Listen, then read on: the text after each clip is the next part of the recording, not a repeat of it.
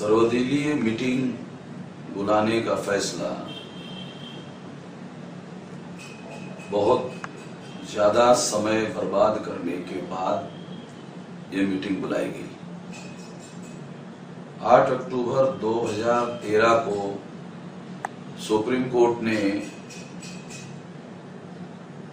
EVM machine के संबंध में फैसला दिया और उस फैसले में इलेक्शन कमीशन ने ये निर्णय दिया कि पेपर ट्रेल लगाए बगैर फ्री फेयर एंड ट्रांसपेरेंट चुनाव होना संभव नहीं है। ये फैसला देने के बाद 8 अक्टूबर 2013 को फैसला देने के बाद चुनाव आयोग ने 12 मई 2017 को सर्वदलीय मीटिंग बुलाई। तो लगभग 3 साल के बाद चुनाव आयोग ने ये सर्वदलीय मीटिंग बुलाई। यह मीटिंग बहुत पहले ही बुलाई जानी चाहिए थी, मगर चुनाव आयोग ने ये मीटिंग नहीं बुलाई और बहुत सारा समय बर्बाद कर दिया। यदि सर्वदलीय मीटिंग चुनाव आयोग के द्वारा पहले ही बुलाई गई होती तो पेपर ट्रेल लागू करने का निर्णय इसके पहले ही हो गया होता। चुनाव ईवीएम मशीन पर किया जाए या ना किया जाए, पेपर ट्रेल लगाए बगैर किया जाए या ना किया जाए,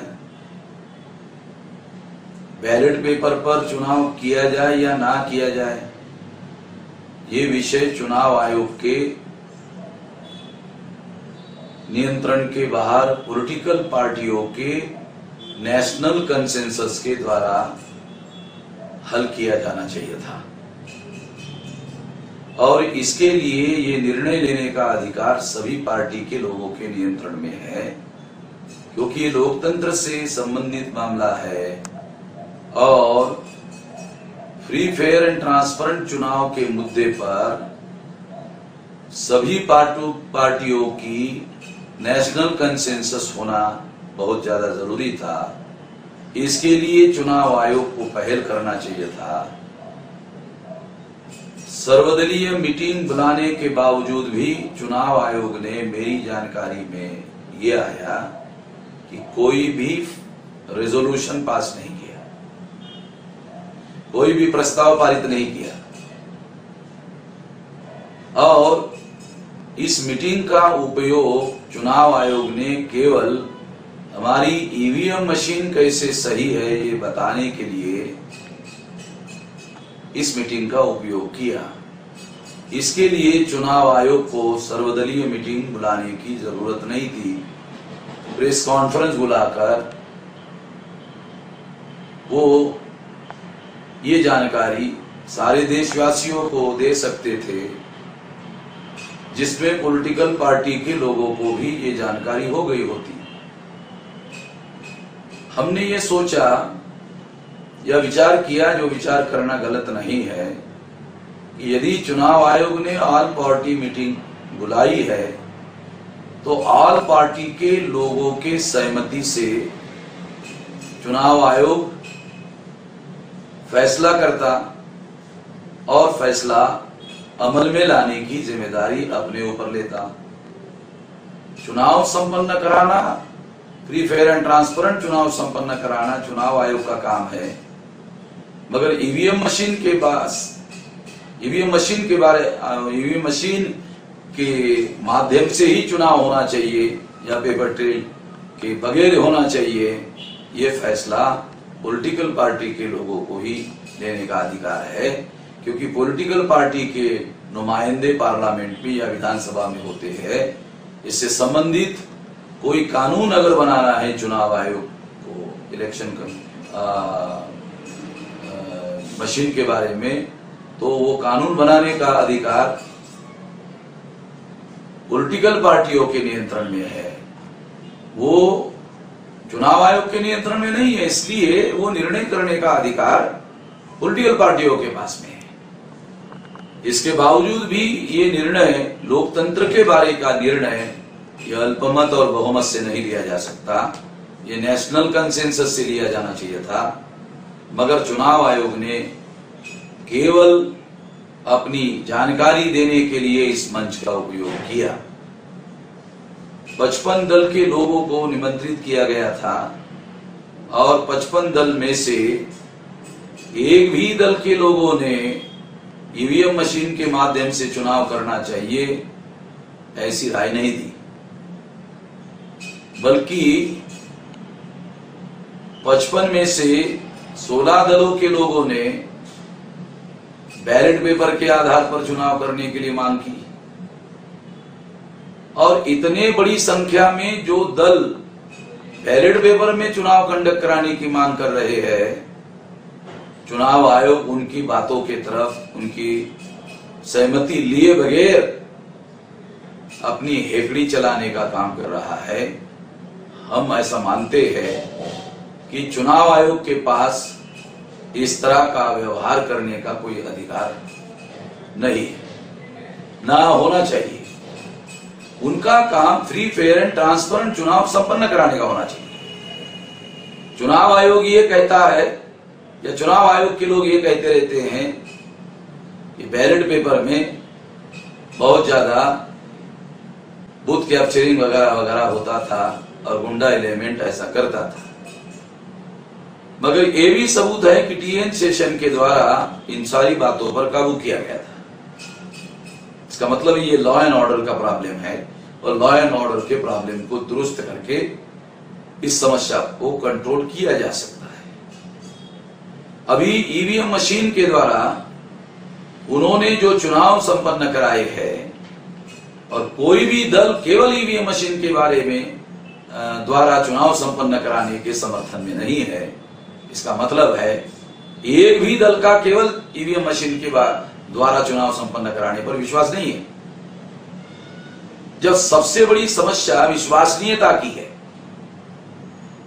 और अमेरिका का एक प्रेसिडेंट निक्सन या प्रेसिडेंट कार्टर, मुझे एग्जैक्ट उनका मालूम नहीं है, उनका यह कहना है कि चुनाव संपन्न कराने वाली जो मशीनरी है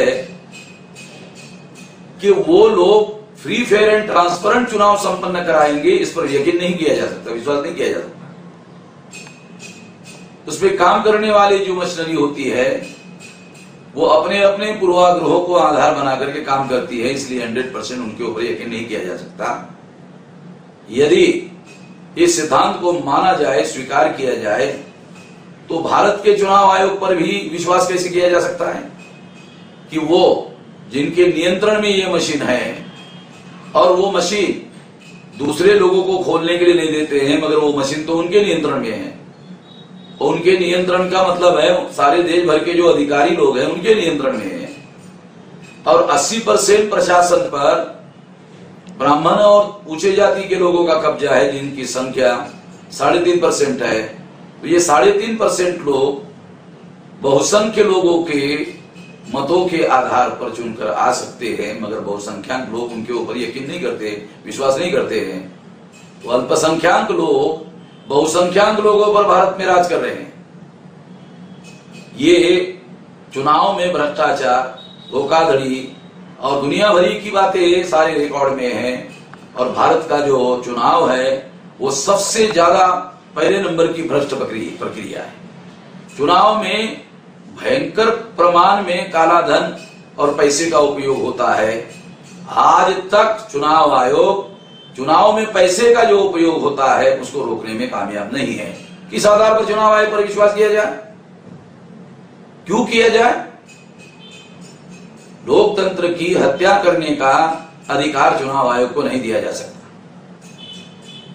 दूसरी और एक महत्वपूर्ण बात मैं आपको बताना चाहता हूं, या हमारे लोगों को बताना चाहता हूं, कि चुनाव आयोग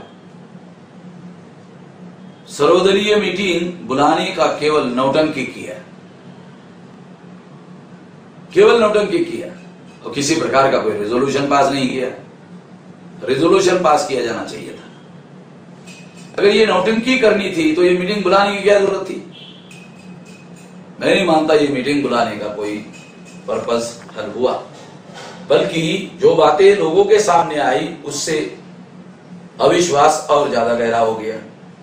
क्योंकि 16 दल के लोगों में, जिसमें टोटल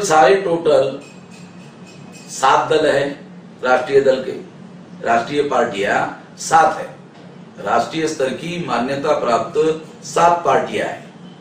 7 में से केवल एक नेशनल लेवल की पार्टी, भारतीय जनता पार्टी, उसने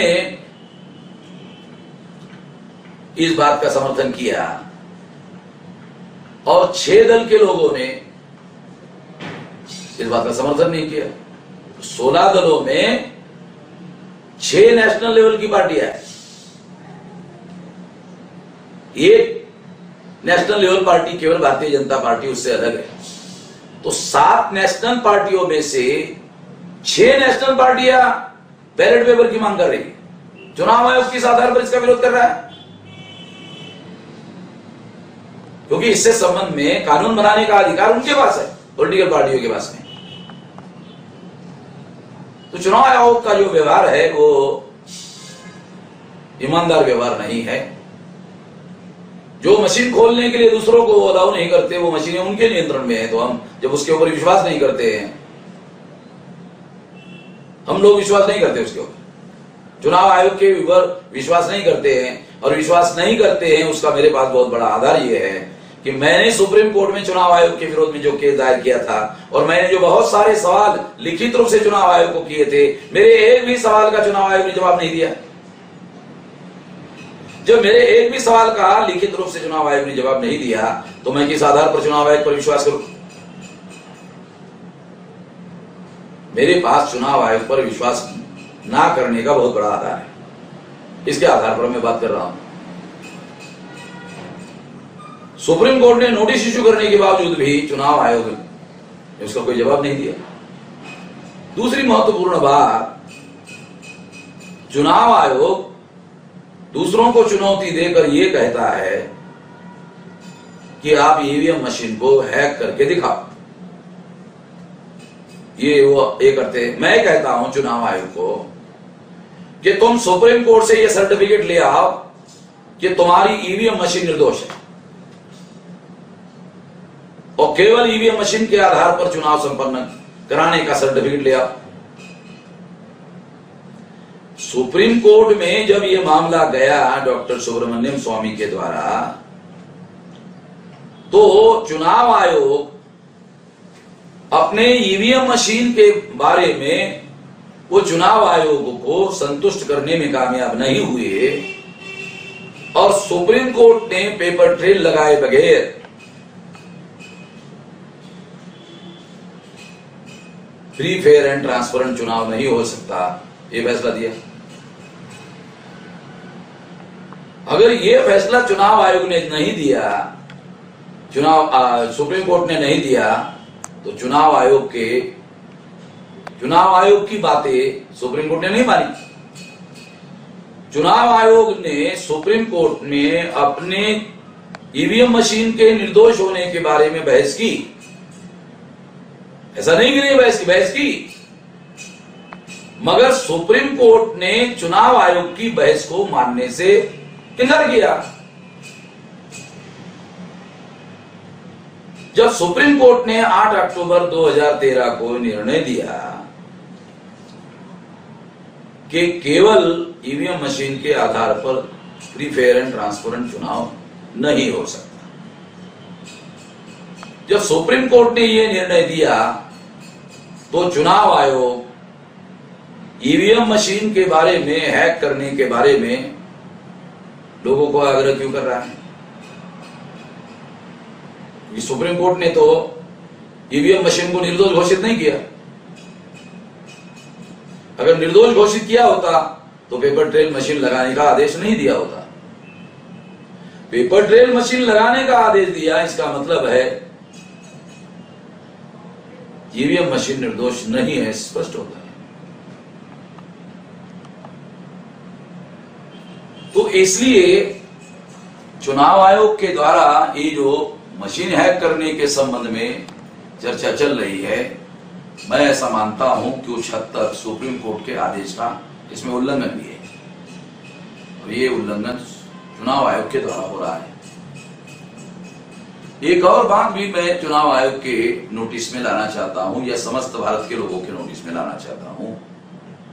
चुनाव आयोग पर चुनाव संपन्न कराने की जिम्मेदारी है और लोग चुनाव आयोग पर विश्वास नहीं कर रहे।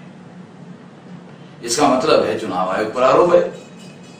यदि चुनाव आयोग पर आरोप है तो आरोपी मशीन निर्दोष है, मशीन यूनिक है, मशीन मजबूत है, कोई हैक नहीं कर सकता, इस तरह का खुद ही बयान दे रहा है। तो क्या आरोपी को अपने निर्दोष होने का बयानबाजी करने का अधिकार है? आरोपी के पास जजमेंट बनाने का अधिकार है? न्याय निर्णय के सिद्धांतों के खिलाफ बातें हैं। चुनाव आयोग का व्यवहार ये नहीं माना जा सकता, और हम इस बात को मानने के लिए बिल्कुल राजी नहीं है। चुनाव आयोग ईवीएम मशीन पेटेंट ऑर्गेनाइजेशन में रजिस्टर कराए, और यदि वो कहते हैं ये मशीन यूनिक है तो पेटेंट ऑर्गेनाइजेशन में प्रूव करे ये मशीन यूनिक है। दूसरे लोगों को हैक करो ये कहने के बजाय हम ये बातें सही नहीं मानते। चुनाव आयोग प्रूव करे ये मशीन यूनिक है। चुनाव आयोग केवल बयान दे रहा है, प्रूव क्या कर रहा है यूनिक है। चुनाव आयोग ने आज तक ये प्रूव नहीं किया कि ये मशीन यूनिक है, केवल बयान दे रहा है। चुनाव आयोग पेटेंट ऑर्गेनाइजेशन में अपनी मशीन को रजिस्टर करे और वहां रजिस्टर करने के बाद पेटेंट ऑर्गेनाइजेशन का यूनिक मशीन है ऐसा सर्टिफिकेट लिया है, और वो सर्टिफिकेट सारे देश भर के लोगों को बताए। क्यों ऐसा क्यों करे चुनाव आयोग? क्योंकि पेटेंट ऑर्गेनाइजेशन तब तक सर्टिफिकेट नहीं देगा जब तक उस मशीन को जांचने के लिए इंटरनेशनल स्टैंडर्ड के एक्सपर्ट को टेस्ट करने के लिए बोलेगा, उसके बाद वो उसको यूनिक होने का सर्टिफिकेट दे सकते हैं। क्या इसके लिए चुनाव आयोग राजी है? मेरा ये मानना है चुनाव आयोग इस बात के लिए राजी नहीं है। तो किस आधार पर विश्वास करे चुनाव आयोग पर और ईवीएम मशीन पर? क्या इसलिए विश्वास करे कि वो बयान दे रहा है? चुनाव आयोग केवल बयान दे रहा है और बयानों पर हम विश्वास नहीं करते हैं, बल्कि आरोपी खुद निर्दोष होने के बारे में बयान दे रहा है। ये बयान चुनाव आयोग का बयान, ये बयान पेशाब करने के लायक भी नहीं है। इस बयान पर मेरे जैसा आदमी पेशाब करने के लिए भी राजी नहीं होगा, इतना घटिया किस्म का बयान है। मैं इसको मानने के लिए राजी नहीं। दूसरी बात, बोस्निया का जो चुनाव आयोग है, वो चुनाव आयोग ने किसी प्रकार की पाबंदी नहीं लगाई कि मेरे देश के ही लोग आने चाहिए हैक करने के लिए।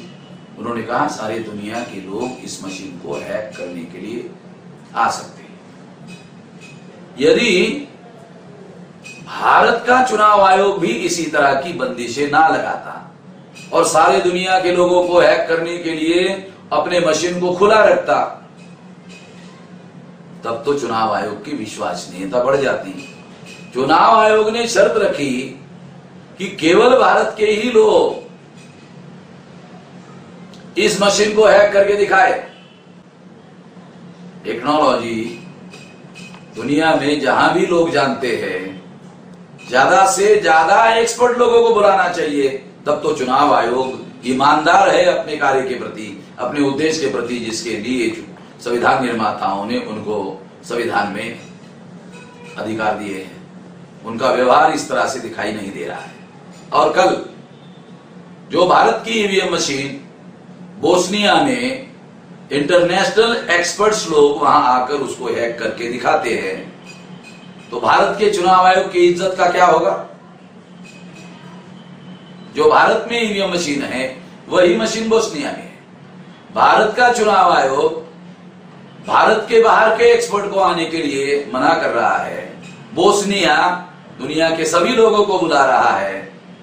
तो वो एक्सपर्ट लोगों ने अगर वो मशीन हैक करके दिखाई तो चुनाव आयोग अपना काला मुंह दिखाने के लायक नहीं रहेगा, बल्कि दुनिया में उसकी बदनामी हो जाएगी, थू-थू हो जाएगी उसके ऊपर।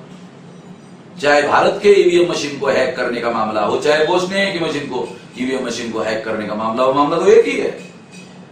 इसलिए चुनाव आयोग का यह व्यवहार कि केवल भारत के ही लोग हैक करने के लिए आ जाए और कई शर्तों के साथ उन्होंने ये मशीन को हैक करने का चुनौती दिया। शर्तों के साथ चुनौती देने का जो काम चुनाव आयोग ने किया, ये व्यवहार चुनाव आयोग का संदिग्ध है। इससे चुनाव आयोग की विश्वसनीयता और ज्यादा खतरे में पड़ गई है, ऐसा मैं मानता हूं। इससे मेरे मन में और ज्यादा डाउट क्रिएट हो गया कि निश्चित रूप से कुछ काला है इसमें, निश्चित रूप से कुछ दाल में कुछ काला है। मगर मेरा तो ऐसा मानना है, जो मेरे पास बहुत सारे सबूत है उसके आधार पर, कि दाल में कुछ काला नहीं है, सारी की सारी ही दाल काली है। तो इसलिए ये एक प्रकार से लोकतंत्र की हत्या का मामला है और चुनाव आयोग, बहुत दुख के साथ मुझे कहना पड़ रहा है कि चुनाव आयोग इस हत्या के षड्यंत्र में सहभागी है। भारत की जनता को बैलेट पेपर लाने के बारे में ही अभी कोशिश करना चाहिए। अभी भी बैलेट पेपर ही सर्वोत्तम उपाय है, क्योंकि ईवीएम मशीन में जो इंटरनेशनल स्टैंडर्ड है उसमें 2 स्टैंडर्ड की पूर्ति ईवीएम मशीन आज भी नहीं करती है। इसलिए ये मशीन अभी भी यूनिक मशीन है, ऐसा नहीं कहा जाता। तो इसलिए मैं ऐसा मानता हूं कि बैलेट पेपर के लिए अभी भी लड़ाई किया जाना चाहिए, और बैलेट पेपर के लिए अगर लड़ाई होती है और बैलेट पेपर के साथ ही अगर मान लो चुनाव संपन्न होता है, तो निश्चित रूप से फ्री फेयर एंड ट्रांसपेरेंट चुनाव संपन्न कराए जा सकते हैं, ऐसा हमारा यकीन है, विश्वास है। मशीन में करने से व्हाइट कॉलर जो क्राइम करने वाले लोग हैं, जो बूथ कैप्चरिंग करने वाले लोग थे, उससे कई ज्यादा व्हाइट कॉलर क्राइम करने वाले लोग जो है वो हैकिंग के द्वारा और दूसरे तरीकों के द्वारा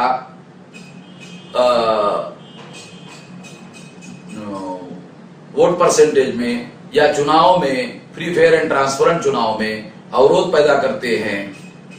बूथ कैप्चरिंग से 100 गुना ज्यादा खतरा ईवीएम मशीन के माध्यम से, क्योंकि इसमें बूथ कैप्चरिंग करने वाले लोगों को पकड़ा जा सकता है, कोर्ट ऑफ लॉ के सामने हाजिर किया जा सकता है। मगर ईवीएम मशीन के अंदर घोटाले के सबूत होते हैं और वो मशीन किसी को देखने के लिए खोलने के लिए अलाउ नहीं होता है, सारे के सारे सबूत मशीन के अंदर होते हैं। तो ये व्हाइट कॉलर क्राइम करने वाले लोगों के विरोध में कोर्ट में कोई केस भी नहीं होता है, क्योंकि कोई सबूत बाहर मिलता भी नहीं है। तो ज्यादा खतरनाक है, बूथ कैप्चरिंग करने से ज्यादा खतरनाक ईवीएम मशीन है, जिसमें लोकतंत्र की हत्या करने का सारा मसाला उपलब्ध है। इस बात को नहीं माना जा सकता। इसलिए बैलेट पेपर ही सर्वोत्तम उपाय है और इसके बारे में 16 पार्टी के लोगों ने मांग की, उसमें 7 में से 6 राष्ट्रीय दलों ने मांग की। तो इसलिए मुझे लगता है कि ये ज्यादा गंभीर मामला है, बैलेट पेपर की बात ही ज्यादा सही है, इसको लाया जाना चाहिए। इतना ही मैं इस मौके पर कहना चाहता हूं।